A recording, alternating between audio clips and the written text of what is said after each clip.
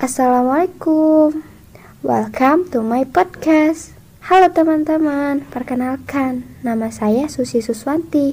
Sapa akrabnya, panggil aja Usi. Dalam podcast kali ini, saya tidak sendiri loh. Saya ditemani oleh partner saya yang di sana. Monggo perkenalkan diri. Halo, perkenalkan nama saya Naufal Ibnu Haryono. Bisa dipanggil Naufal atau Noval. Di sini saya sebagai partner dari saudari Usi pada podcast kali ini. Oke, terima kasih Saudara Noval atas perkenalan dirinya.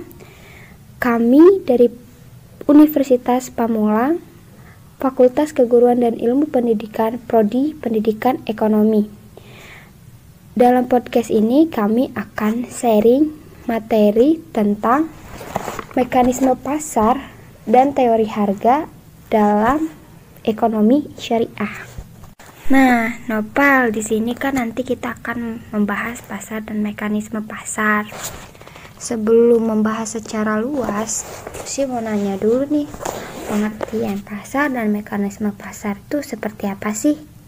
Oke, jadi pengertian pasar dan mekanisme pasar secara umumnya, pasar adalah tempat bertemunya antara penjual dan pembeli yang melakukan transaksi barang atau jasa.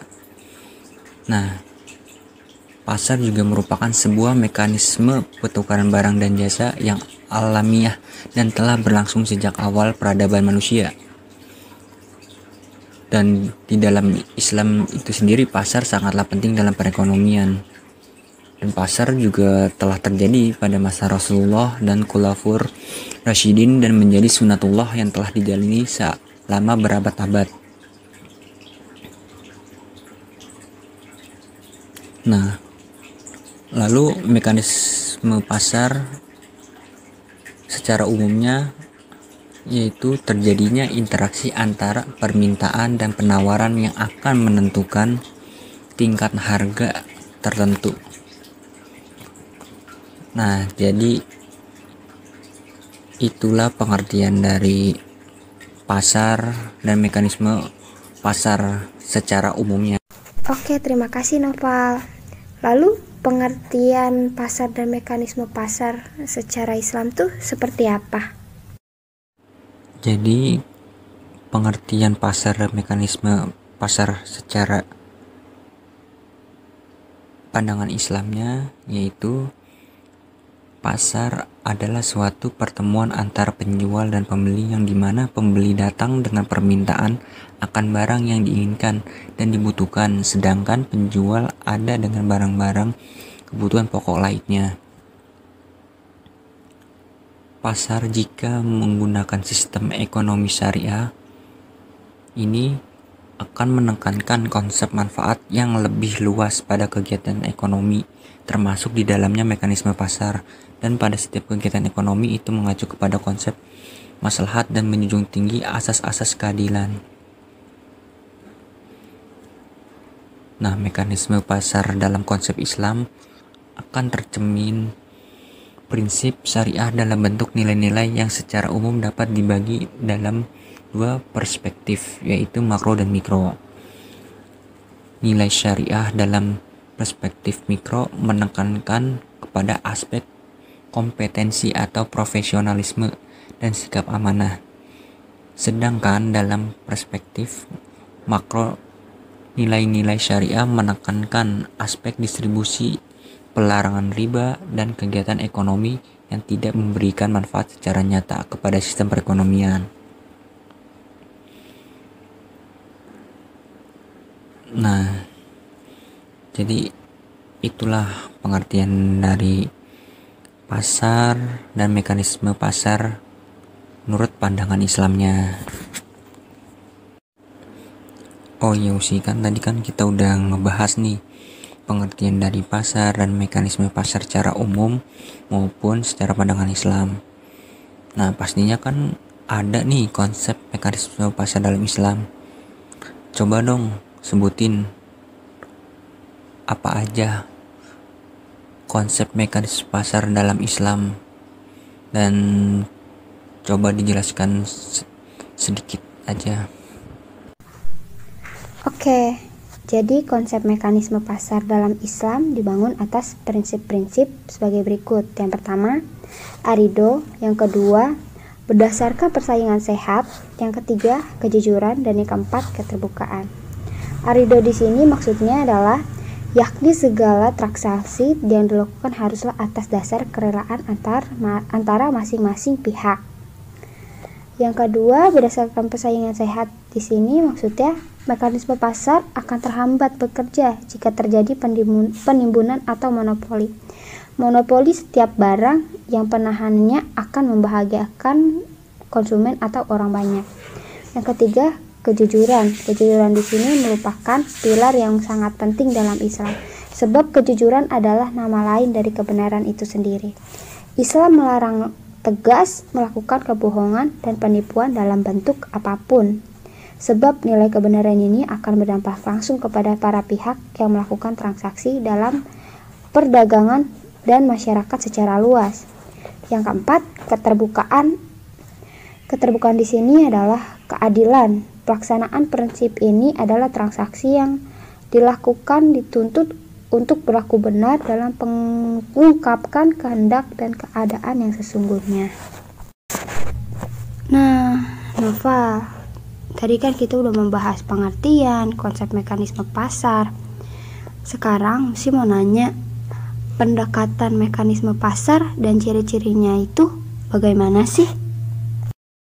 Baik, jadi untuk membicarakan prinsip pasar dalam Islam itu, Islam memiliki norma tertentu dalam hal mekanisme pasar. Dalam pendekatan ini,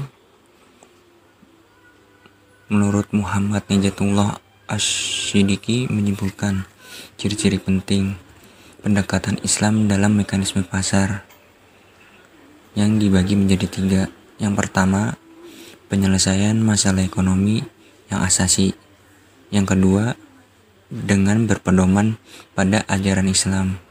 Yang ketiga, jika perlu, campur tangan negara sangat penting diberlakukan untuk normalisasi dan memperbaiki mekanisme pasar yang rusak, sebab negara adalah penjamin terwujudnya mekanisme pasar yang normal.